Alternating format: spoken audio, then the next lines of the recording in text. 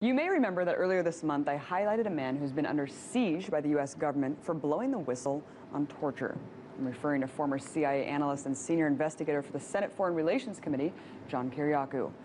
And while he isn't the only whistleblower charged under this administration, his story is particularly unique. You see, he actually left his position at the CIA in 2004. But 3 years later, when waterboarding was becoming a point of contention, he was pulled into the media circuit as a commentator. Eventually, he disclosed the name of a covert CIA officer to a freelance reporter, simply wanting to help the journalist find a good source. But little did he know, that slip of information would cost him his career.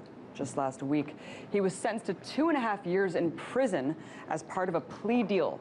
And he now stands as the first CIA officer to be convicted under the Espionage Act, an extremely archaic piece of World War I legislation.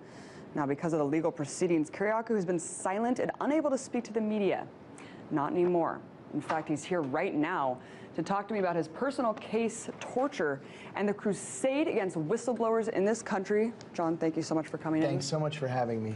So, John, you're the first CIA official to go to jail, and not for torturing people, simply for exposing torture. I mean, how does it feel for your life to be sacrificed, to be made an example of by the same government that you dedicated your life to? I've come to realize that this case is so much bigger than I am. For myself, I feel bad that I'm going to prison. It makes me sad. I'm going to miss my family. It's going to be tough on them. But it's so much more important for issues of free speech and freedom of association. It's so much more important for freedom of the press.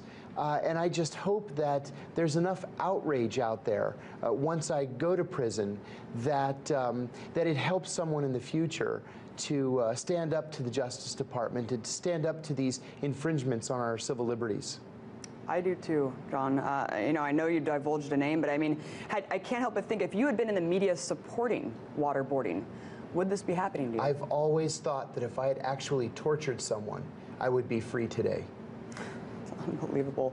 I mean, do you think that the real people who oversaw codified torture, John Yoo, Alberto Gonzalez, Donald Rumsfeld, shouldn't they be the ones sitting in prison, John? I think they should be the ones, and there are others even. If you just put aside the people who actually did the day-to-day torture, what about the people who conceived of the policy and who implemented the policy, or the attorneys that papered over it with crazed legal analysis, or the man who destroyed evidence of the torture in the tapes?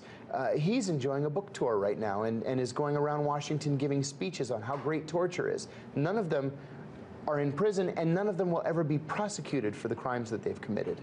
It's truly astounding. I mean, you're representing the two-tiered justice system on the wrong side, really showing the lawlessness, the utter impunity that the real torturers, war criminals have, where they're gallivanting around the world selling books, talking about their careers. Something that's particularly disturbing is that the prosecution, along with multiple other people, have said that your punishment's not harsh enough. Right. I mean, is that surprising to you that people are actually saying that you deserve more jail time? Yes. In October 2012, when I accepted the plea to violating the Intelligence Identities Protection Act, the judge called 30 months fair and appropriate. Just a couple of months later, on Friday, she said that it was, quote, way too light, unquote, and that if she had not had her hands tied by this plea deal, that she would have given me 10 years. I don't know what changed between October and January, other than the fact that the courtroom in January was full of reporters and she may have wanted to appear tough in front of these reporters. But in national security cases, the prosecutors are allowed to have an ex parte communication with the judge. That's a communication to which the defense and the defense attorneys are not privy. They had such a communication just before I was formally sentenced, and the prosecutors also gave the judge the so-called victim impact statement. I have no idea what was in that impact statement because I wasn't permitted to see it. But whatever it was, and whatever the prosecutors told the judge, they somehow convinced her to go on the record as saying that I deserved 10 years in prison. But you had no malintent. I mean, I don't understand. No, I had no malintent. Not only did the author of the Intelligence Identities Protection Act volunteer to serve as an expert witness for my defense, but previous judicial rulings indicating that intent was the crux of the law, that the government had to prove that I had the intent to harm the national security. The judge dismissed those precedents and said, I should have known better. Let's go back to the beginning, John, and I don't know if you can speak on this. If you can, it's okay, but what was the trigger for you to even speak out in the first place? Did you see something that kind of moved you? It all started for me in 2002. I had been the chief of counterterrorism operations for the CIA in Pakistan. I returned to headquarters early in the summer of 2002, and a senior officer approached me to ask if I was interested in being trained in so-called enhanced interrogation techniques, torture techniques. I told him that I had a moral problem with them, I didn't want to be associated with the program, and I moved on to a different job. So in 2007, or by 2007, Human Rights Watch and Amnesty International and the Red Cross had reported that there were credible reports that the CIA was torturing prisoners. And President Bush at the time said, we don't torture, we're not engaging in torture, and if anyone is being tortured, it's because of rogue CIA officers. Well, that just was simply not true. Right. So I went on ABC News to talk about the capture of Abu Zubaydah. The reporter asked me if Abu Zubaydah had been tortured. I said he had, and I said that it was torture and that it was official U.S. government policy. The very next day, the CIA filed what's called a crimes report against me. The Justice Department began investigating me and never stopped investigating me since December 2007. In addition to that, I've even been audited by the IRS every single year since I gave that interview. So just, yeah, I mean, just the chilling effect kind of punishing you in any sense of the way. It's a program of harassment. Absolutely, is what it is. Absolutely. And of course, you know, passing the buck to say it's just a few rogue CIA officers, it's just like Abu Ghraib, where they're just Same thing. It's institutionalized. I mean, we know that it was from the top down. You know, I just can't help but thinking of torture. You know, when Obama got elected, he said he condemns torture. Really, when you look at the evidence of dry boarding in Guantanamo Bay, the continued practice of rendition, exporting torture to different countries, solitary confinement through indefinite detention. I mean, did torture really end with Obama? You know, I think it didn't, and I'll tell you why. It all depends on your definition of torture. The enhanced interrogation techniques included everything from an officer grabbing a prisoner's lapels and giving him a shake, up to waterboarding and sleep deprivation and cold cell with ice water being thrown on you, or putting you in a dog cage and keeping you there for days at a time.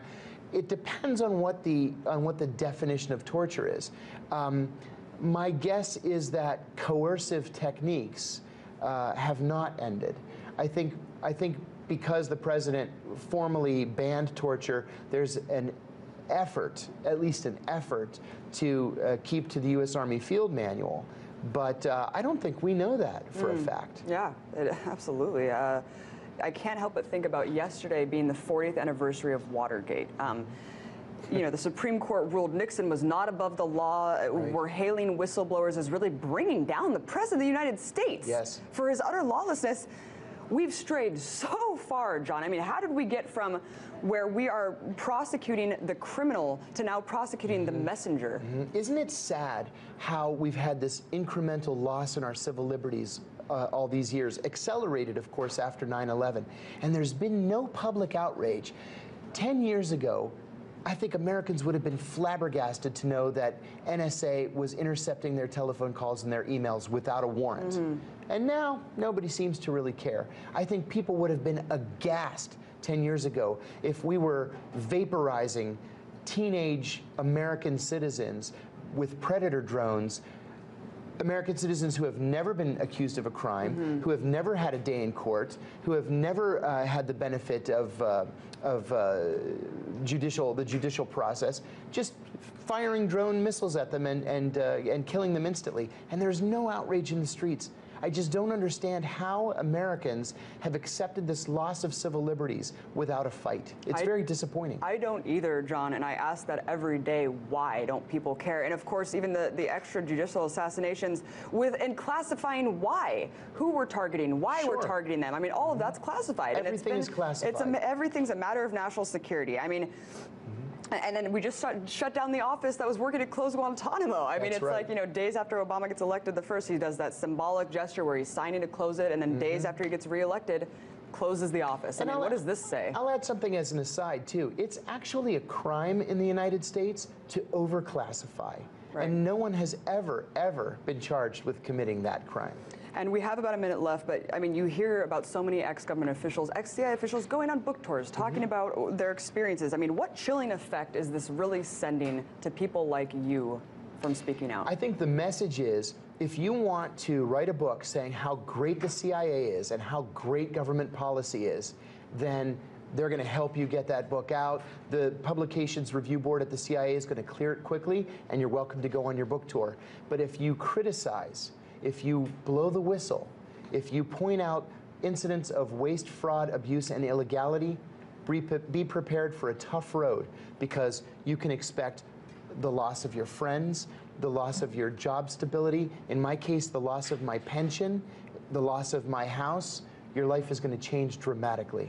And we all really should be speaking up. John, you're the latest on a long war against whistleblowers, and if we don't stop this now, who knows where we're going to go with it. Thank you so much for speaking out and for your courage. I appreciate it. John Kiriakou, former CIA analyst and whistleblower. Thank you.